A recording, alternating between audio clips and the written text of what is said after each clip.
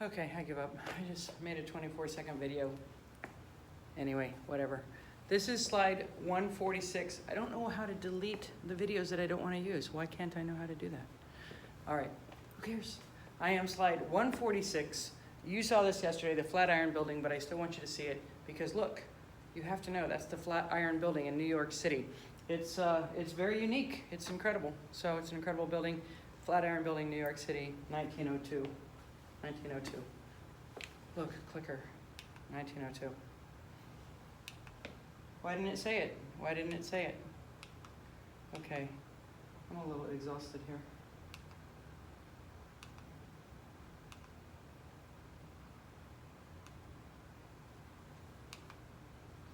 I don't know. It's killing me over here. Okay, moving on. So cities grew in both size and number. Some in society enjoyed lives of extravagant consumption, while others were impoverished and starving. The mess that people had to live in, remember that there was sewage and waste and no plumbing and no electricity. And if you smelled whatever that looked like, it would have been absolutely obscene. And yet on the other side of town, the very, very wealthy had carriages and horses and carts and carriages with footmen that would be on the carriages and people that drove you around and beautiful dresses and Pierpoint, J.P. Morgan, P equals Pierpoint, so Pierpoint Place, the very, very wealth had lives of conspicuous consumption, which means like when people all have like gold rings and gold, silver and everything all over their neck to show how wealthy they are. Yeah, like me with all the conspicuous consumption. No, I'm a lot closer to that than I am to this. So very huge discrepancy between the rich and the poor. This is just cool. It's just cool. Look at that. Like a lot of these are still horses. There's some, right? Horses, horses, horses, horses. I thought I saw a car previously, but maybe this is just all horses. Unbelievable. That's what it used to look like. And they talked about how many tons of manure were on the city streets of all these major cities when we had horses and carriages. People had the job of cleaning that up. So you have to know, expanded cities required public transportation, plumbing, telephones. You have to know that Shackle Island and rural America didn't get electrification all the way until FDR with the Tennessee Valley Authority, which finally brought electricity to the rural South. If you lived in the cities just like today, you had all the latest, greatest modern conveniences. But in the rural areas, they didn't have all of those things. Plumbing, believe it or not, is a very, very great convenience that little do you realize how wonderful that toilet or that shower or that running water is that you keep leaving running too long. It's not good for the environment. Turn the water off when you're brushing your teeth. Telephones, we know, Alexander Graham Bell, it's around 1885, 1890, something like that. Public transportation is going to come soon when we get electricity and we're going to have cable cars. Trolleys. Department stores, we start having department stores like Macy's, Marshall Fields, which is why there's a Marshall's. There's also a Fields department store. Middle class customers provided working class jobs. A lot of women worked in these stores. This is just gross. That's a dead horse. It stays there and stays there and stays there until somebody is capable of moving that thing. You can't just pick up that horse and put it on a cart and take it away. It is very, very, very heavy, especially dead. It's literally dead weight. It doesn't even help to get into a carriage. It's dead weight, and honestly, until a butcher comes, there's nothing they can do about that. That dead horse is going to be there, and yet this is where these children live. Look, they're just sitting there by a dead horse. Why are you sitting by the dead horse?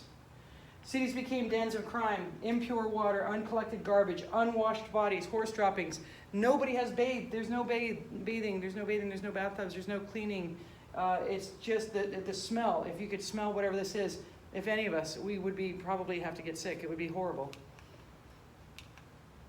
People live in constant fear of unemployment, illness, or injury, of the breadwinner being hurt because there's no safety net. Again, that's going to be FDR. FDR, put it in your brain. FDR equals the Great Depression, 1933, March of 33 until 45 when he dies, just before the end of World War II. He doesn't even get to see that we won World War II and defeated the Nazis and Mussolini. He's the one that brought us unemployment and Social Security and everything else.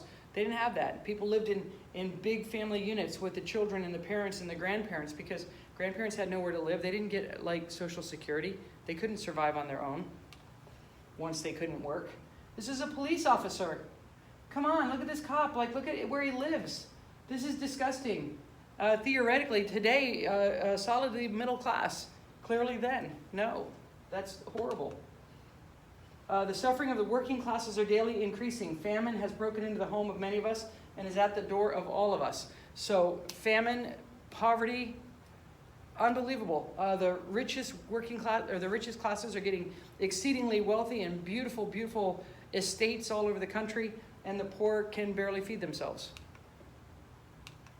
This is a New York City apartment. These men go to their jobs. They may work 12 or 14 or 16 hours. When they come home, these people that were in the bed get up and go to work, and then they take their place in the bed. There's 2 and 3 men in these beds that are sharing beds. They're just trying to rest. They've been working 12, 14, 16 hours. They don't care that they live in a room full of men because they're just trying to survive. They just want to go to sleep. It's a wretched, horrible existence.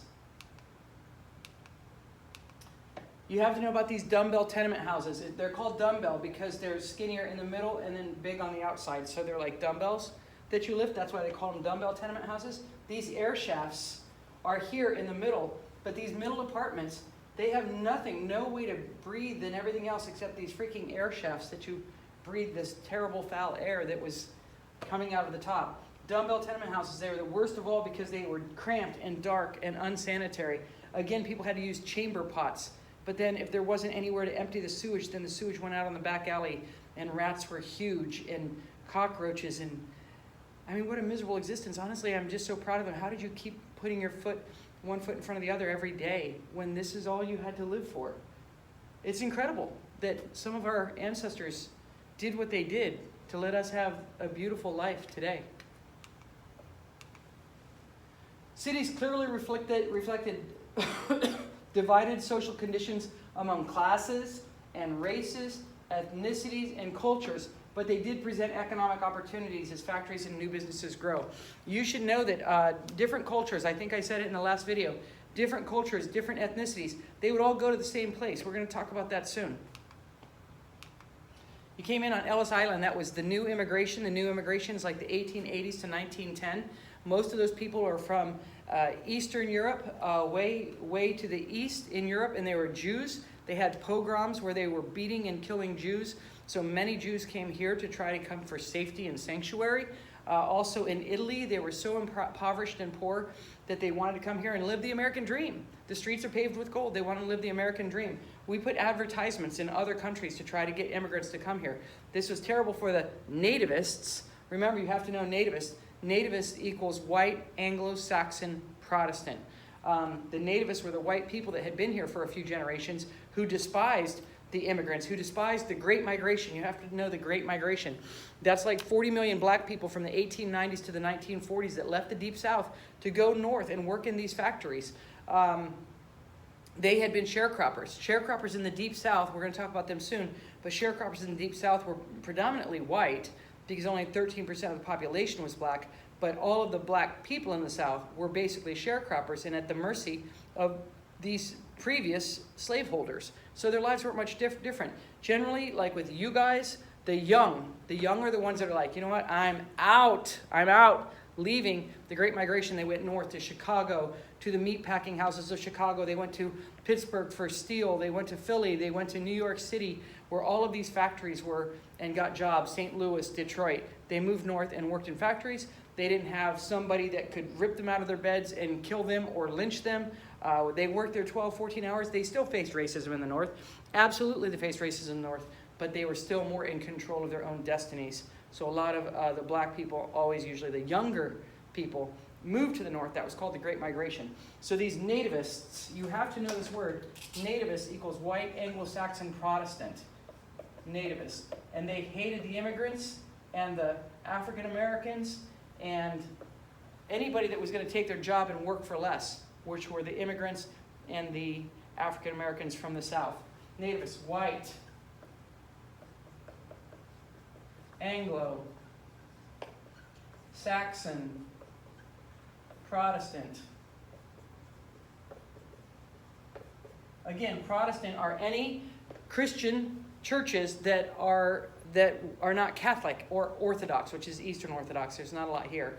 But there are some. Greek Orthodox, Armenian is Christian, but Protestant are those that oppose the Catholic Church. Everybody pretty much here, if you are Christian but not Catholic, then you are a Protestant. So Anglo-Saxon basically equals white people. White people. Actually, the Angles, this is one of my favorite stories from world history. The Angles and the Saxons are Germanic, and they are from the northern regions, the northwestern regions of Europe. And the Angles, nobody says that in England. They would say Angles. They would say Angles. So the Angles had their own country, and they called it Angla land. Angla land for the Angles. And so British stock, Angles. And so the fun part about this is they called it Angla land, Angla land, Angla land. Where are you from? Angla land. And somebody's like, that's stupid. Stop saying that. Just say England. I'm from England. They took that little law out of the middle. It was redundant for them. They're like, stop it. Just say England.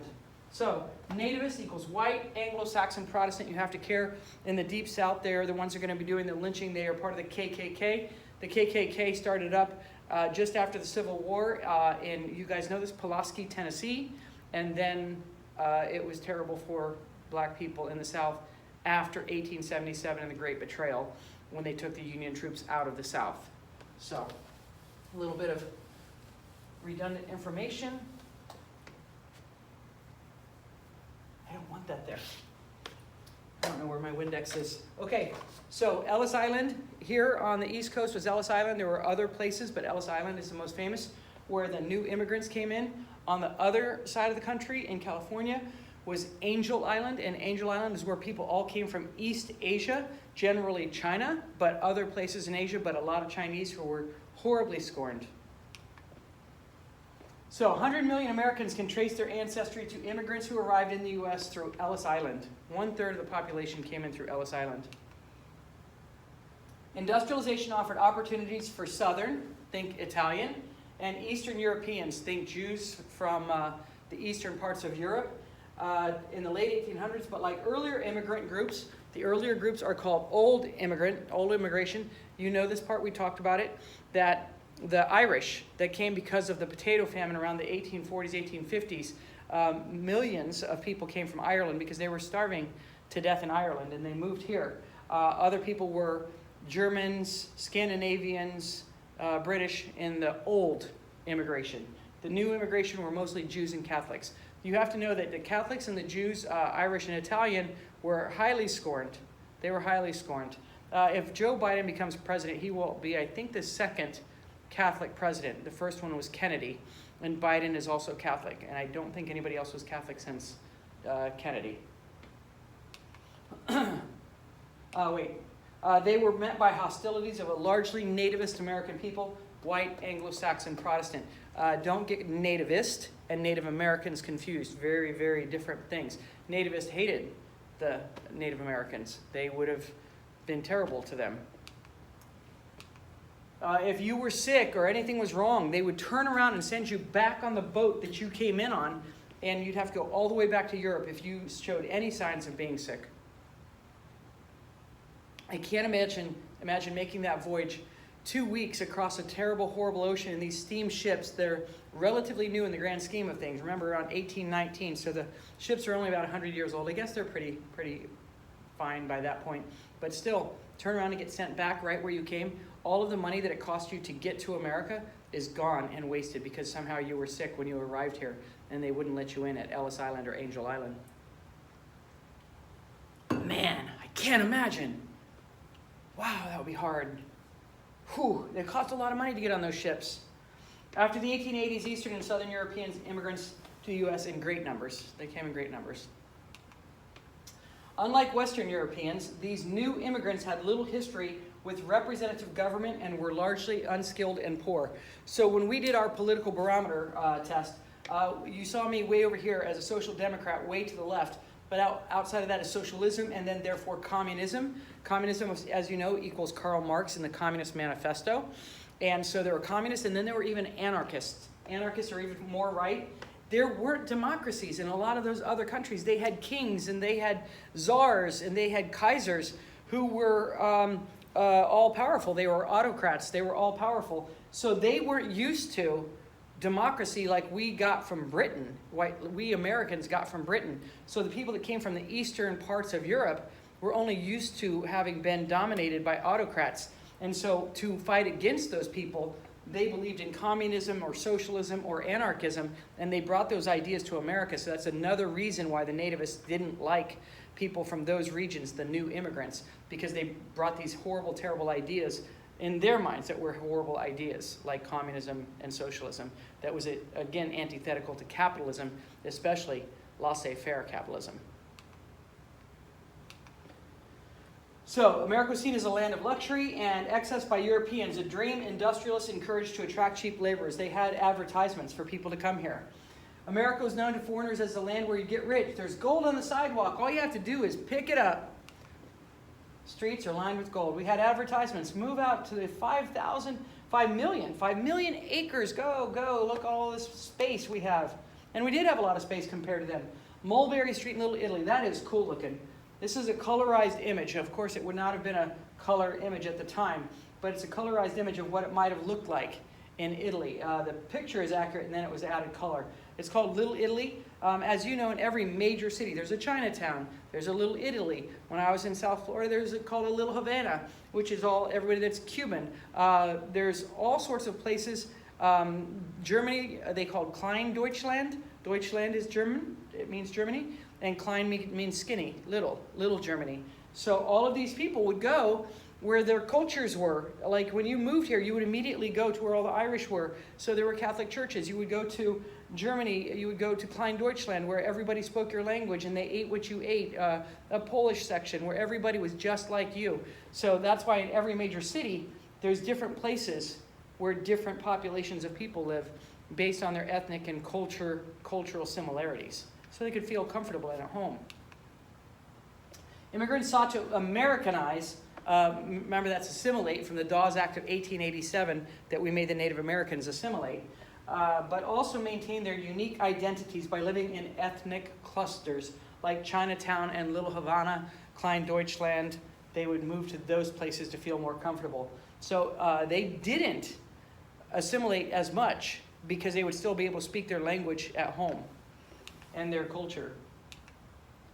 And of course, everybody couldn't wait to see the Statue of Liberty. The federal government did little to help immigrants assimilate. Thus, immigrants were often controlled by bosses like Boss Tweed in New York City, who gave them jobs and shelter in return for political support. Boss Tweed cared about the poor and the immigrants, and if somebody's house burned down, he'd come and give them money to be able to relocate.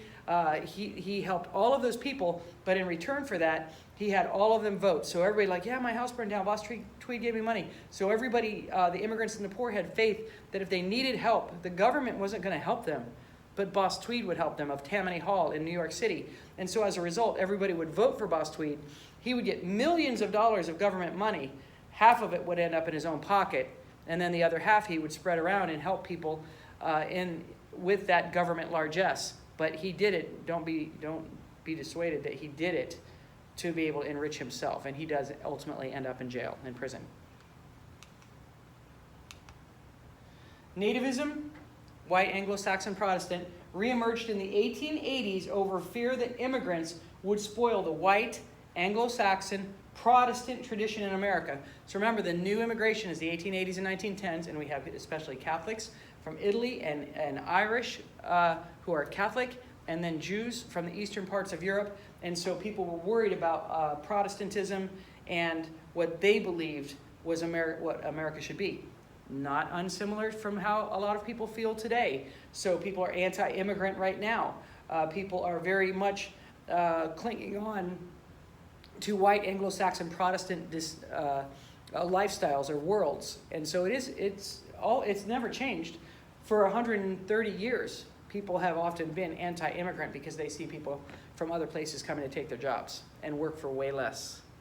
The freedmen from the Great Migration and the immigrants would work for way less. And so nativists would lose their jobs so that the corporations could pay even less money than they did. Please remember that you always have to care that Uncle Sam equals America. Uncle Sam equals America. When we get to World War I and World War II and we have more international affairs, Whenever they're talking about some other country and America, you will always know that America equals Uncle Sam. That is a tradition that we've had for a long time. Dangers to American ideas and institutions. So immigrants were blamed for the city's problems. Unions hated them for accepting low wages. So it would drive their prices down. So they didn't like all of the immigrants coming in because they would work for less. Still today, they'll work for less. And so you could lose your job because somebody was making a lot less. In 1882, Congress also passed laws banning poor people and criminals. These are the first laws in U.S. history which restricted immigration. They started saying if you have any criminal record or if you are poor and you don't have money when you come here, that's why people came here with candlesticks. They came here to be able to show some sort of wealth that they possessed so that they would be giving back to the country, not taking from it. People still feel the same today, that if you are a certain kind of immigrant, then it's okay. Of course, legal. People want legal immigrants, but still, even with legal immigrants, many people think only if you can add to the country that you should have to have a good education, that you should have to have wealth that you're bringing in. And so it's a very high-minded opinion of us as liberty in the world, that people bring us your tired, your huddled masses. We don't say that anymore. We now expect people to be able to give something to the U.S. instead of us providing a great boon to other peoples around the world. Chinese, Asian were despised and scorned and beaten and hurt and killed. Obviously, more along the West Coast. You know that the Union Pacific Railway used a lot of Chinese immigrants, and they had explosives that they were able to use better than most native people were capable of using at the time. But we were terrible and horrible to Chinese, and as a result, it's because they looked so much different than native WASP, white Anglo-Saxon Protestant. Migrations from Asia increased as mostly Chinese immigrants moved to cities or rural and boomtown areas of the West. Remember, the West equals mining, gold mining. The San Francisco 49ers, that's because in 1849 was a gold rush. The Denver Nuggets, in 1859 there was a gold rush. That's why they're called the Denver Nuggets. A lot of these sports teams take their name from some sort of aspect of their city that represents who they are. So you can figure out a lot of places like Pittsburgh Steelers, Green Bay Packers, from what represents them as a city. The Green Bay Packers are meat packing. Steelers, of course, were Carnegie and the Homestead Steel Plant. Asians face severe discrimination. Nativist politician Kearney of San Francisco encouraged citizens to terrorize the Chinese. A government official like, yes, go terrorize the Chinese. It's awful. It's terrible. In 1883, the United States had the Chinese Exclusion Act, forbade Chinese from entering the U.S. So at some point, we don't even let them come here. And that happens for like another 30 years. Despite how hardworking and helpful they were. They were hardworking. In 1885, laws were passed banning importation of foreign workers. People are starting to be too afraid of how many immigrants are coming into the country.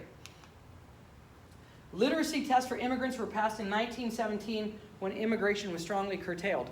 They got these literacy tests from the Deep South, where Jim Crow laws, the colored bathrooms, colored drinking fountains, that kind of things compared to white, and then the black codes. The black codes were ways of us to try to prohibit people from voting, one of which was literacy tests, that if you couldn't read this, then we wouldn't let you vote. So even to get into the country, they started having literacy tests. So if you didn't speak enough English, they wouldn't let you in.